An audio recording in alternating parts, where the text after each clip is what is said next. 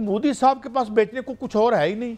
पाकिस्तान को डिमोनाइज करो, पाकिस्तान को बताओ कि पूरी दुनिया के टेररिस्ट जो है, जो ये है। हालत ये है कि खुद मस्जिदें गिराते फिरते हैं, हालत ये है कि वहाँ पे चर्चेस गिर रहे हैं, हालत ये है कि खुद अपनी हिंदू आबादी के खिलाफ अगेंस्ट बैन नहीं करते, ये अपना वो डिस्क्रिमिनेट करते हैं शूद्रास के खिलाफ। खुद समाज को बांटा हुआ है मजहबियाती तौर पर तबकात में, और लॉकडाउन अपान करते हैं, कहते हैं जी वो एक बर्तन में हम उनके साथ पानी नहीं पी सकते। तो हम तो कोई आदमी भी हमारे मजहब में आता है तो उसके तमाम वही राइट्स हैं जो किसी के हैं, और किसी गोरे को काले पर और काले को गोरे पर जो है फौकियत नहीं है। ये हमारा मजहबी फरीज़ा है कि कास्ट क्रीड से हट के हम इंसान को किरदार के ज़रिए परखें। तो अब सवाल ये है कि हम तो वहाँ जाएंगे, बात भी करेंगे, अगर हमारी और इंडिया की सुलह हो जाती है, बात ख़त्म हो जाती है, तो मोदी साहब के पास इलेक्ट्रल इशू कौन सा रहेगा? बेचेंगे क्या? गरीब गुर्बत, वहाँ जो जिल्लत है, 80% लोग, जिस तरह हमने कल आपको फिक्र दिए थे कि गुर्बत की लकीर से नीचे रहते हैं। फिर और एक और मैं बात मियाँ साहब बताता हूँ, मुल्क से बाहर मुझे एक इंडियन साहब मिले, तो मैंने उनसे जब ये बात की कि हजूर 80 करोड़ लोगों को अगर 5 किलो ये ना मिले कोई खाना पीना, वो तो भूखे मर जाए। तो उन्होंने एक और बात की, उनका हजूर आराम से बैठिए, ये 80 करोड़ को नहीं मिलता, सिर्फ नाम है, बीच में दाएं बाएं हो जाता है। तो ये हालत है कि वो खैरात भी नहीं दे पाते, तो क्या बेचेंगे? जाहिर है पाकिस्तान को डिमोनाइज करो और को जी हमने ये कर दिया वो कर दिया, लोग अपने ध्यान लगे रहें और पीछे से अदानी और जो है जो माल बना रहे हैं वो अंदर अंदर से वारदात डालते रहे। जी मियाँ साहब।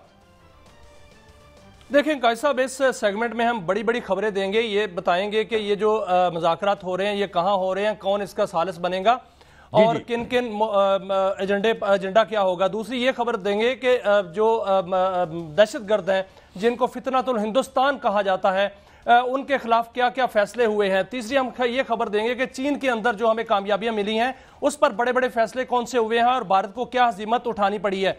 जहां तक बात कायद साहब ये है कि जो मुज़ाकरात की बात है, मुज़ाकरात तो सऊदी अरब में होंगे और इस हवाले से वज़ीर आज़म ने जो है वो इशारा भी दिया है, मोहम्मद बिन सलमान जो कि वली अहद हैं वो सालस होंगे और वो जो है वो किरदार अदा करेंगे। वहां पर भारत को से बात करनी पड़ेगी, जो बात होगी वो ये होगी कि दहशतगर्दी जो भारत फैला रहा है उसको बंद करे। बात यह होगी कि जो पानी रोकना चाह रहा है वो उसको बंद करे। बात यह होगी कि वहां पर कश्मीर का मसला हल करे, जो बुनियादी मसला है वो बात होगी। तीसरी बात यह होगी कि भारत ने जो जारहियत की है, जो सिविलियंस पर जो है हमले किए हैं, उस पर पूरी दुनिया से माफी मांगी और जो पहलगाम का वाकया किया है वो माने कि उसने खुद किया है, क्योंकि उसकी तहकीकात आज तक नहीं हो सकी। कायद साहब 1 महीना हो गया है, आज तक उसकी तहकीकात जो है वो भारत में उसके अंदर जो खुद कर रहे थे वो नहीं हो सकी। मोदी फंस चुका है, मोदी हो गया, जयशंकर हो गया या अजीत डोवल हो गए, इनके खिलाफ वहां पर इंडिया में देखें कि कितने बड़े मुजाहरे हो रहे हैं। इंडिया में इनके खिलाफ जो है वो बाकायदा तौर पर जो इस्तीफे का मुतालबा हो रहा है, साबिक जो वज़राए खारजा हैं वो इनके इस्तीफे का मुतालबा कर रहे हैं। बाकायदा ये कह रहे हैं कि पहलगाम का वाकया इसलिए कराया गया कि बिहार के इलेक्शन होने थे और मोदी साहब ने इलेक्शन जीतना था, इसलिए बाकायदा तौर पर भारत के अंदर से आवाजें उठ रही हैं। सिख उठे हुए हैं, बाकी तहरीकें उठी हुई हैं, मोदी नहीं भारत खुद जो है उसका वजूद खतरे में है। इसलिए मोदी साहब जो हैं वो उनसे खैर की जो है उम्मीद नहीं है। आप जारी रखिए, सऊदी अरब में वली बाकायदा किरदार अदा आप बात जारी रखिएगा। मैं आपको शॉर्ट सुनवाता हूं जो इंडियन खुद लीडरशिप अंदर से क्या आवाजें आ रही है। असेंबली में राहुल गांधी ने डायरेक्ट इल्जाम लगाया है मोदी पर, सुनाइए जी क्या क्या है हमारे पास। अच्छा अब ये देखिए मियां साहब, जी जी कमेंट करें आप। ये सारे सवाल तो हो रहे हैं, मोदी से उसको जवाब तो देना पड़ेगा। जी मियां साहब कमेंट करें उसको, कायद साहब उसको जवाब देना पड़ेगा, क्योंकि ऐसा हुआ है, क्योंकि वहां राफेल गिरे हैं, वहां पर उनकी 25 बेसेस जो है उनको निशाना बनाया गया है, वहां उनका S-400 जो है तबाह किया गया है। वही ये सारा उन जो भारतीय हैं उनको पता है, उन्होंने देखा है, उनको जो है बताया जाए। मोदी जो है बता नहीं पा रहे, क्योंकि वहां पर जितनी तबाही हुई है वहां पर उनको पता है कि 70% जो है बिजली का निजाम जो दरम बरम हो गया। उनको पता है कि जो मिलिट्री का जो सैटेलाइट सिस्टम था वो सारे का सारा तबाह हो गया। ये सारे भारतीय जानते हैं।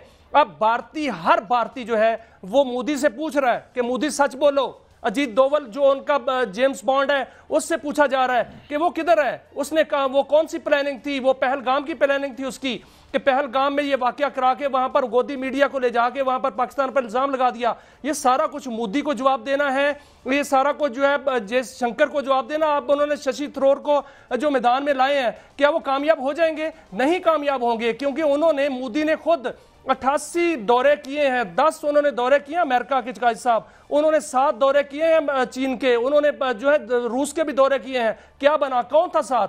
ना चीन साथ, ना रूस साथ, ना अमेरिका साथ, ना जर्मनी साथ, ना उनके भूटान साथ, ना नेपाल साथ। ये सारे का सारा इंडिया के अंदर से आवाजें आ रही हैं। इंडिया पूछ रहा है, इंडिया उनसे पूछ रहा है, उनके ये सारे जो टोला था, एक पूरा टोला जो हिंदुत्व का जो है वो पैरोकार है, हिंदुत्व वहां पर जो दो कौमी नजरिया जिन्होंने बाकायदा तौर पर उजागर कर दिया है। अब बड़े बड़े फैसले हो चुके हैं काजी साहब, क्योंकि इसमें जो हिंदुस्तान है, फितनातुल हिंदुस्तान, वो जो पाकिस्तान में उन्होंने एक्टिव किया है, उसके बारे में बड़े बड़े फैसले कॉन्फ्रेंस में भी हुए। मैं आपके साथ मैं कुछ फिगर शेयर करना चाहता हूं, और मैं समझता हूं कि अगर हमारे पास उम्मीद है तो वो लोग हैं। पिछले इलेक्शन में मोदी साहब को जो वोट पड़े वो 38.8% थे। जो वोट पड़े कि उनके खिलाफ जो वोट पड़े वो बाकी मानदा तकरीबन 60% से अबव है। और वो समाज जो है, चूँकि ये सिस्टम डिसएनफ्रेंचाइज करता है, इसे फर्स्ट पास दी पोस्ट कहते हैं। ये हुक्मरान तबके ने सिस्टम इसलिए बना रखा है इलेक्शन का कि जो अपनी मर्जी के बंदों को आगे कर सकें।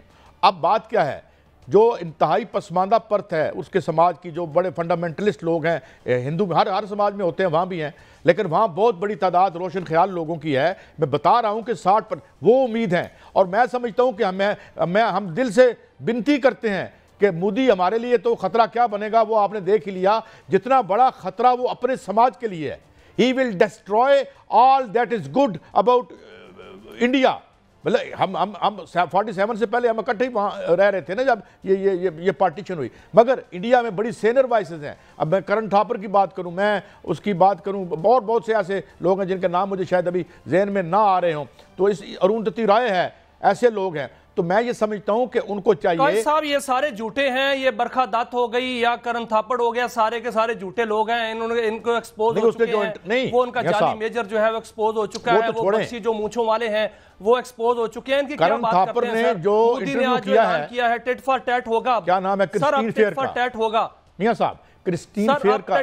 सर अब टिट फॉर टैट होगा, अब बदले का बदला होगा। नहीं, मैं वो तो हो भी चुका। मैं ये कह रहा हूं कि एक खातून है जो पढ़ाती हैं अमेरिका में, गालिबन उनका नाम है क्रिस्टीन फेयर। उसका करण थापर ने इंटरव्यू किया और बाकायदा उसने बताया कि हजूर ये क्रेडिबल रिपोर्ट्स हैं। इवन फ्रांस की वो कंपनी जिसने राफेल बनाए हैं उसने खुद एडमिट किया है डाउनिंग ऑफ द प्लेन्स। वो कैसे अब आप वो कर सकते हैं? तो वहाँ पे भी जो ये सवाल इंडिया में जो एक फेयर सेगमेंट्स होते हैं वो सवाल या निशान बना के बैठे हुए हैं। तो मोदी जो है बेसिकली ही इज डिस्ट्रॉइंग जो आज तक जो कुछ बनाया है इंडिया ने समाज, उसको वो ख़त्म कर देगा। और वो ये सारे जो जराइम पेशा लोग हैं, अमित शाह जैसे, ये तड़ी पार था। इनके रिकॉर्ड्स हैं इनके जराइम के। वो जो सीएम है, क्या नाम उसका, नाम मुझे भूल जाता है, वो कहता है मैं मुसलमानों की ईद में शामिल नहीं हूँगा। और भाई यार तुम सियासतदान हो, को अकल के साहब ये सारे के सारे अपने कपड़ों का रंग भी तब्दील कर लिया करो। और ये वहाँ के उस मुआशरे के मुजरम भी हैं, पाकिस्तान के भी मुजरम हैं। मोदी को आपने सुना वो क्या कहता है? वो कहता है कि मैं पाकिस्तान का पानी बंद कर दूंगा। और इधर से डीजी ISPR ने जवाब दिया है, उन्होंने कहा 6 के 6 दरिया हमारे हैं। हम जब कश्मीर, मकबूजा कश्मीर फतह होगा और वो आज़ाद होगा तो फिर वो हम जो है वो उसको बाकायदा तौर पर 6 के 6 दरिया हमारे हैं। अब मोदी को ये सोच लेना चाहिए, ये दिमाग में रखना चाहिए। अब उन्होंने प्रॉक्सी जो है वो अपनी एक्टिव की है। यहाँ पर फितनातुल हिंदुस्तान जो एक्टिव किया है, उन्होंने मासूम बच्चों को मारा है। अब इसके बारे में सब बड़े बड़े फैसले हो चुके हैं। आज कोर कमांडर कॉन्फ्रेंस भी हुई जिसमें बड़े बड़े फैसले किए गए और ये कहा गया कि जो प्रॉक्सीज हैं इनको कभी कबूल नहीं किया जाएगा और इनके खिलाफ जो है वो तमाम वसाइल बरूए कार लाए जाएंगे। जो फैसले हो चुके हैं वो मैं काजी साहब आपके सामने रखता हूं, नाज़रीन के सामने रखता हूं कि दहशत गर्दों को जड़ से उखाड़ने का फैसला हो चुका है बाकायदा तौर पर, और फितनातुल हिंदुस्तान को चुन चुन कर मारा जाएगा। और जो पाक ईरान सरहद है बाकायदा तौर पर उसकी सर्वेलेंस जारी है। वहां पर जो इनके ठिकाने हैं उनको जो है बाकायदा तौर पर वहां पर इनको तबाह किया जाएगा। और ईरान से बात की जाएगी, अफगानिस्तान से बात की जाएगी, सरहदों पर जो इनके जो सफारत खाना नमा अकूबत खाने और वहां पर ट्रेनिंग सेंटर हैं बकाया तौर पे, उनको जो है वो तबाह, उनको कहा जाएगा कि इनको तबाह करें या हमें इजाजत दें कि हम इनको तबाह करें या हम मुश्तरका कार्रवाई करेंगे जो इसको तबाह किया जाएगा। ये तमाम तर फैसले हो चुके हैं और जहां जहां बाढ़ है उसको 4 फुट ऊपर किया जाएगा और ये फैसले तमाम आज मुकम्मल हो चुके, कार्रवाई का आगाज कर दिया गया है और बाकायदा तौर पर आज सेनेट के अंदर कायद साहब एक ऑपरेशन की जो है वो मुतालबा किया गया। शहरी रहमान ने कहा कि एक बड़ा ऑपरेशन की जरूरत है। मियां साहब जरा ठहरिएगा, एक बात मैंने करनी है।